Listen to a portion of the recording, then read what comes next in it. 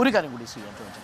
അപ്പോൾ ഈ സഭാവിശ്വാസികൾ ഇതൊക്കെ ഈ തെരഞ്ഞെടുപ്പിൽ വോട്ടായിട്ട് മാറുമ്പോൾ താങ്കൾക്ക് അനുകൂലമാകുമോ? ഞാനിപ്പോൾ ഒരു BJP നേതാവിനോട് സംസാരിച്ചപ്പോൾ അദ്ദേഹം പറഞ്ഞത് അതൊക്കെ കേന്ദ്രത്തിൽ നിന്ന് ഞങ്ങൾ മാനേജ് ചെയ്ത് കഴിഞ്ഞു എന്നാണ്. അതായത് സഭാ വോട്ടുകൾ പത്തനംതിട്ട മണ്ഡലത്തിൽ അങ്ങനെ സംഭവിച്ചിട്ടുണ്ട്.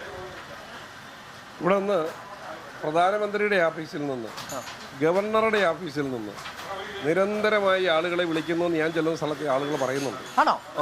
പ്രധാനമന്ത്രിയുടെ ഓഫീസിൽ നിന്നാന്ന് പറഞ്ഞ് നിരവധി കോളുകൾ ചെയ്യുന്നു. ചെറിയ സമുദായങ്ങൾ, വലിയ സമുദായങ്ങൾ, അവരുടെയൊക്കെ ഓഫീസുകളിൽ നിന്ന് പ്രധാനമന്ത്രിയുടെ ഓഫീസ് എന്ന് പറഞ്ഞ് നിരന്തര കോളുകൾ ചെല്ലുന്നു.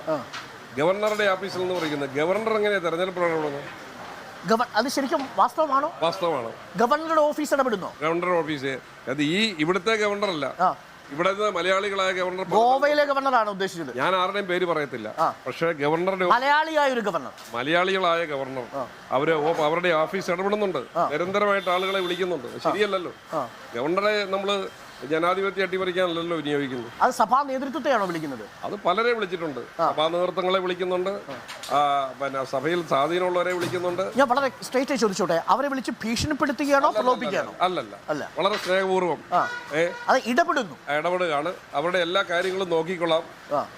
ഈ അനിലാലിനെ ജയിപ്പിക്കണമെന്നാണ് പറയുന്നത്. അനിലാലിനെ. അപ്പം അതാണോ ഈ കേന്ദ്രത്തിലുള്ള മാനേജ്മെന്റ് എന്ന് പറയുന്നത്? സഭയെ ഉന്നതർ ഇടപെട്ട് സ്വാധീനിക്കാൻ ശ്രമിക്കും. ഗവർണറും പ്രധാനമന്ത്രിയുടെ ഓഫീസ് ഇത്രയും കൃത്രിമവും ഇത്രയും ഭരണ സംവിധാനത്തിന്റെ ദുരുപയോഗവും ഇത്രയും ചട്ടവിരുദ്ധമായ കാര്യങ്ങൾ നടക്കുന്ന ഒരു തെരഞ്ഞെടുപ്പ് ഞാൻ എന്റെ ജീവിതത്തിൽ കണ്ടിട്ടില്ല. ഏറ്റവും ചട്ടവിരുദ്ധമായ തെരഞ്ഞെടുപ്പിനെ നടത്താൻ അഭിമുഖീകരിക്കുന്നതെന്നാണ് ആന്റോ ആന്റണി പറയുന്നത്. പക്ഷെ അപ്പോഴും കരുത്ത് ജനങ്ങളാണ്.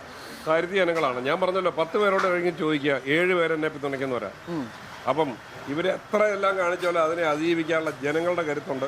പിന്നെ കള്ളയോട്ട് വരുന്നവന്മാരെ കൈകാര്യം ചെയ്യാനുള്ള കാര്യം ഞങ്ങൾ ചെയ്യുന്നുണ്ട്. ഈ പണത്തിന്റെ സ്വാധീനം എങ്ങനെയാ മണ്ഡലത്തിൽ? പണം ഇറക്കുന്നുണ്ടോ?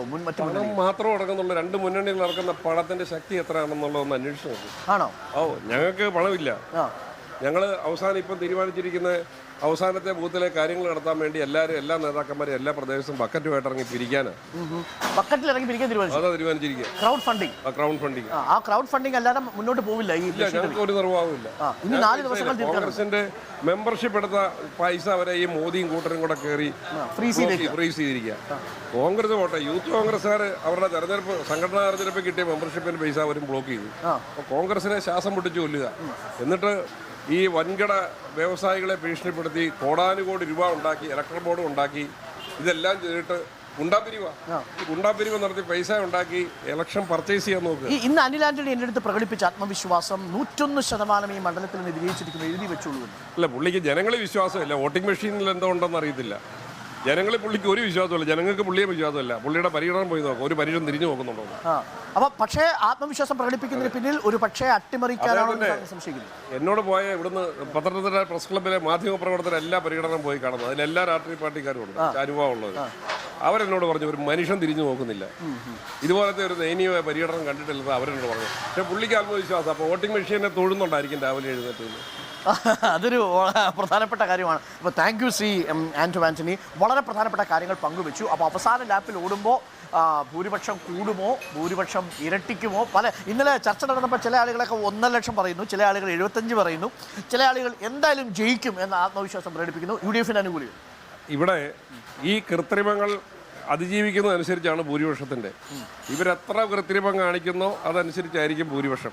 ഇവർ കൃത്രിമം കാണിക്കാൻ വേണ്ടിയാണ് 2 മുന്നണി നിൽക്കുന്നത്. ഒരു കൂട്ടർ കള്ളവോട്ട് ചെയ്യാൻ, മറ്റേ കൂട്ടർ വോട്ടിംഗ് മെഷീനെ കൊണ്ട് ഇത് ചെയ്യാൻ വേണ്ടി. പക്ഷേ എല്ലാം തിരിച്ചു ചെയ്യാൻ പറ്റിയല്ലോ ഇവർക്ക്. വോട്ട് ചെയ്യുന്ന 10 വോട്ട് തിരിക്കാൻ പറ്റിയല്ലോ. അത് തീർച്ചയായിട്ടും പാർട്ടിയുടെ പ്രവർത്തകർക്ക് നിർദ്ദേശം കൊടുത്തിട്ടുണ്ട്. താഴെത്തട്ടിൽ ജാഗ്രതയോടെ ഇരിക്കാൻ നിർദ്ദേശം കൊടുത്തിട്ടുണ്ട്.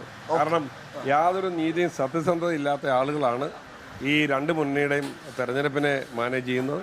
യാതൊരു സത്യസന്ധതയില്ല. തെരഞ്ഞെടുപ്പ് മത്സരിക്കട്ടെ, ജനങ്ങൾ വോട്ട് ചെയ്യുന്നവർ ജയിക്കട്ടെ. പിന്നെ എന്തിനാ ഈ അട്ടിമറിയായിട്ട് ഇത് ചെയ്യുന്നത്? ഇത് മാനിഫെസ്റ്റോ അല്ലേ? അല്ല, മാനിഫെസ്റ്റോ അല്ല. വാസ്തവം ബോധ്യപ്പെടുത്തുമ്പോൾ ഇവിടുത്തെ വികസന പ്രവർത്തനങ്ങളുടെ കാര്യങ്ങളെ സംബന്ധിച്ചുള്ള ഒരു ബുക്കാണ്. 72 പേജിൽ അടിച്ചിട്ട് ആ ബുക്ക് ചേർന്നിരിക്കുന്നത്. ഇത് വന്നതിന് ശേഷം ഞാൻ എന്ത് ചെയ്തു, മണ്ഡലത്തിലുണ്ടോ എന്നൊന്നും ആരും ചോദിക്കുന്നില്ല. ആദ്യം വരുമ്പോൾ മണ്ഡലത്തിൽ ഇല്ലാത്ത MP എന്ന രീതിയിലുള്ള പ്രചരണം ഉണ്ടായിരുന്നു. അത് ഇത് ചെന്നതോടെ അതെല്ലാം നിർത്തി. ഇപ്പം വേറെ പ്രചരണമാണ്. അപ്പൊ വസ്തുത ജനങ്ങളെ ബോധ്യപ്പെടുത്താൻ സാധിച്ചു. Okay, thank U. ജനങ്ങൾക്ക് അറിയാം. Thank you Anto Antony. അപ്പൊ ഇനി നമ്മൾ കണ്ടുമുട്ടുന്നത് ഒരുപക്ഷെ അങ്ങ് തിരഞ്ഞെടുപ്പിൽ വിജയിച്ചു കഴിഞ്ഞതിന് ശേഷം MP ആയിട്ടായിരിക്കും, നിയുക്ത MP ആയി. നമുക്ക് ഇതേ കടയിൽ വന്നൊരു ചായ കുടിക്കണം. ഉറപ്പായിട്ടും ഇവിടം വരെ വന്നു, വളരെ ത്യാഗവും കഷ്ടപ്പാടും സഹിച്ചത്. സത്യത്തിൽ മാധ്യമ പ്രവർത്തകരാണ് ഏറ്റവും കൂടുതൽ. ഞങ്ങൾ മൂന്നാമത്തെ റൗണ്ടാണിത്. അല്ല, നിങ്ങൾ എന്തായാലും ഈ ചൂടും വെയിലും മഴയെല്ലാം കൊണ്ട് സത്യത്തിൽ ജനാധിപത്യം സംരക്ഷിക്കാൻ ഏറ്റവും കൂടുതൽ കഷ്ടപ്പെടുന്നത് നിങ്ങളാണ്. നിങ്ങളോട് ഭയങ്കര കടപ്പാടാണ്. Thank you Shri Anto Antony. Thanks a lot. അപ്പോൾ ഓൾ ദി ബെസ്റ്റ്. നന്നായി പ്രവർത്തിക്കുക. ഇനിയുള്ള 4 ദിവസങ്ങൾ ഉഷാറാവട്ടെ. ചൂടൊന്നും ഈ ശരീരം തേക്കാതെ പോട്ടെ. വരുമ്പോൾ ഈ കടയിൽ കയറാൻ മടിക്കരുത്. നിങ്ങളൊക്കെ സ്ഥിരമായിട്ട് ഭക്ഷണം കഴിക്കുന്ന കടയാണ്.